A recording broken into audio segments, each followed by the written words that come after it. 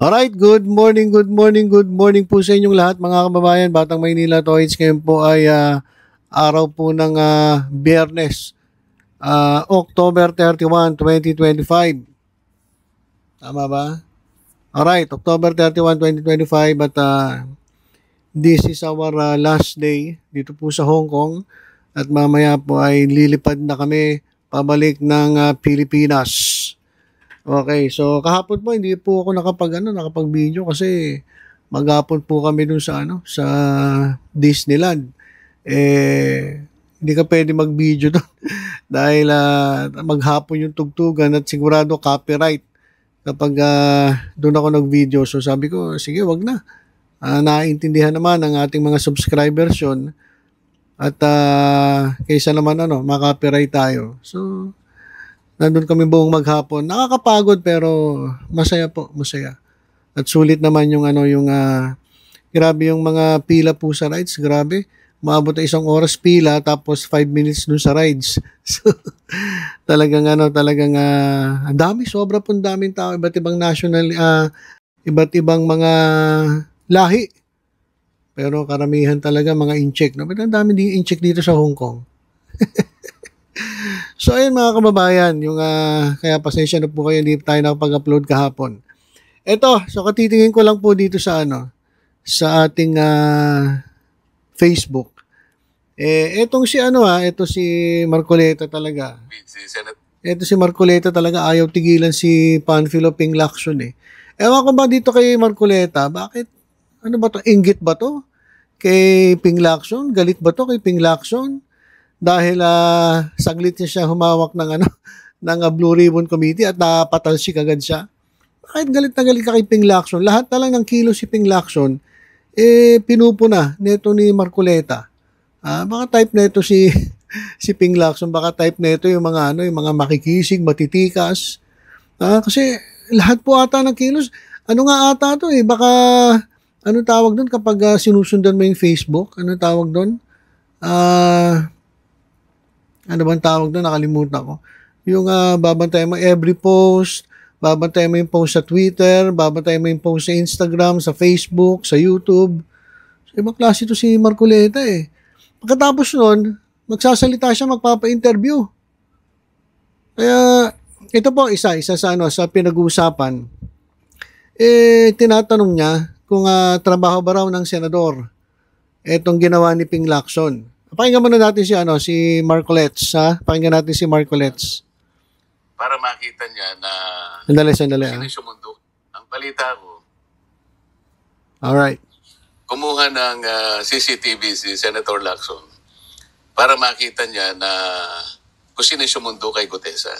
Sa CCTV po ng Senate. Sabi ko, ako naman, anticipating that he might come. So sabi ko doon sa staff ko, pakitingnan mo itong taong ito, baka sakaling dumating kasi nangako siya na darating. But I'm not sure kung darating o hindi. So binigay ko yung pangalan. So na-establish sila sa CCTV. One of my staff fetched him from the guards area at pumunta sa Senate ito, di ba? Sa Senate. So, bali sa pintuan ng Senate. Ano? Sa pintuan kasi doon pa lang kasi maraming pirmahan. So, check in para lang makapasok siya ng mabilis, kasi sabi ko, before 9 o'clock nandun ka na. Question is, bakit naman si Senator Lacson, kung totoo yun kung totoo na merong CCTV, ba't kinakailangan niyang kumuha ng CCTV and spy on us? Is this the work of a senator? Ang balita. Okay. So, ayun yung kine-question ni Marcoleta. Dali Bakit daw kumuha ng kopya ng CCTV itong si Ping Lacson? Nung dumating itong yung kanyang special witness, itong si Orly Gutesa. So, sabi niya, bakit kailangan kumuha ng CCTV footage? Trabaho ba yan ng isang senador? Kasi mga kababayan, inamin niya mismo na siya, yung staff niya, pinasundo niya itong si Orly Gutesa doon sa Senate. Pagkadating neto ni Orly Gutesa, pinasundo niya. Kasi long before na pumunta si Gutesa sa Senate, di ba nag-usap-usap na sila ni sino ba to? Si Defensor. at si Gutesa at malamang si Marcoleta, nag-usap-usap na yan sila eh. Sabi nga, di ba, galing kay, kay defensor yung witness. Hello, Senator, meron akong ipepresent sa yung witness, bahala ka na rito. Meron daw tong ibubulgar na mabigat na tao. Yun, kaya ito si Marcoleta naman, tinanggap agad yung sinabi ni Defensor. By the way, mga kababayan, ito si Defensor at si Marcoleta, matagal na po magkakilala yan sa Congress, doon sa House of Representatives. Magkakasama po yan sila nung pinatay nila yung franchise ng ABS-CBN. Yan, silang tatlo ni Boying Rimulya. Kaya magkakaibigan yan eh. Pero binabanatan ngayon ni Marcoleta itong si Boying Rimulya. Tapos eto naman si Defensor, ewan ko kung bakit nagpapapansin, baka may balak na namang pumesto o tumakbo sa darating na eleksyon sa 2028. So, galing kay Defensor. At yun nga, pumunta ito si Marine Orly Gutesa. At pagkatapos nun siya po ay nag-testify laban kay later Representative former Speaker Martin Romualdez at dito kay resigned ako Bicol Party List Representative Saldico.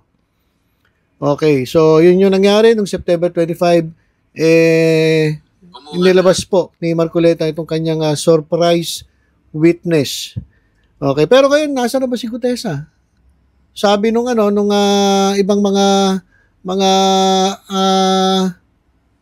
fake news peddler, yung mga trolls ng DDS, hawak daw ng Marines itong si Gutesa. Pero Marines mismo nagsabi na hindi po nila hawak itong si Gutesa. Kaya huwag po kayo maniniwala.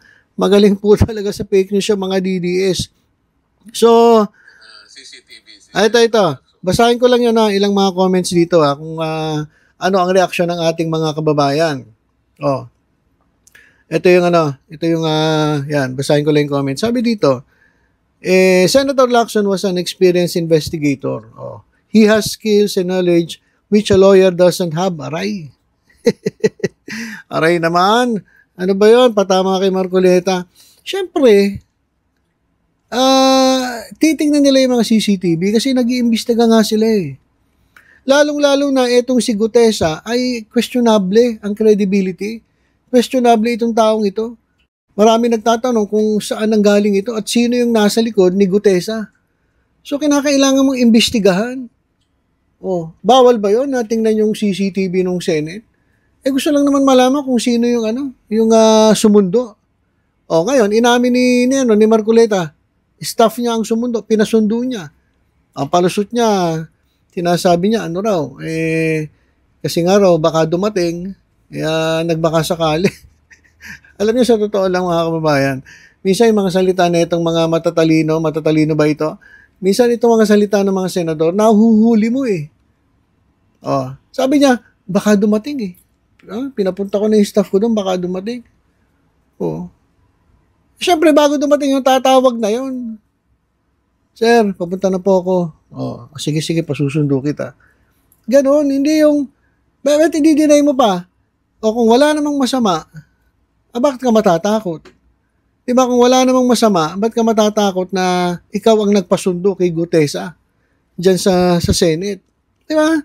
Bakit ka matatakot kung wala ka namang talagang ginagawang masama? Kaso ang problema tuloy ngayon, sabi ng taong bayan, tanim witness ka.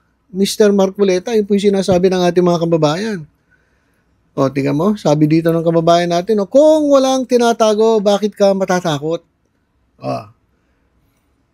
Mas magaling pa ito mga kababayan natin din kay Marcoleta. If you're investigating something, you have to cover all the angles para walang lusot. Diba? Bakit matatakot si Marcoleta? Ba't nga ki-questionin etong si Ping Lacson? Trabaho talaga ng senador yan. Lalong-lalo na ikaw ang chairman ng Blue Ribbon Committee. Trabaho ni Lacson yan eh. Pasensya ka na, Mr. Marcoleta, ganun katindi, mag-imbestiga. Etong si Ping Lacson, di siya tatanga-tanga katulad ng iba na basta-basta makikinig lang sa chismis. Ikaw nga, dapat Mr. Marcoleta, dapat bago mo hinaharap si Gutesa, dapat tiningnan mo muna, inimbestigahan mo muna etong si Defensor. Ano ba ang tawag dito, ang motibo ni Defensor para ilabas niya itong si Gutesa. Diba dapat nagtanong ka muna? Nilabas mo agad. Tapos ngayon, ano nangyari? Palpak pala. Yung sinumpang salaysay, walang notaryo. Ay, may notaryo. Pero yung nagnotaryo, itinatanggi mismo na siya yung nagnotaryo. So, fake. Fake witness. Kala ko, fake taxi lang ang meron.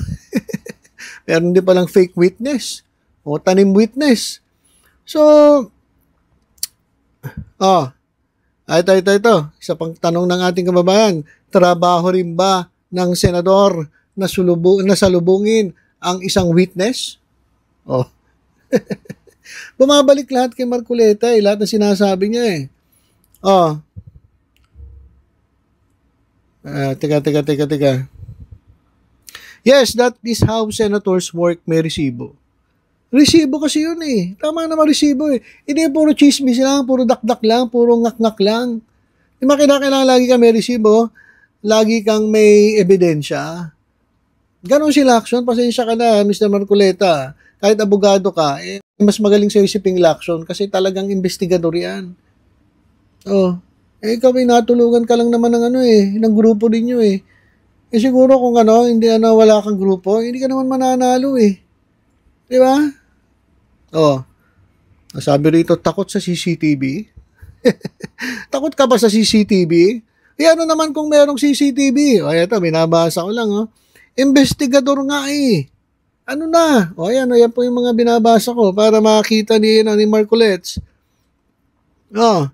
The guilt will push you to find a way para mag-explain. That's how you do it.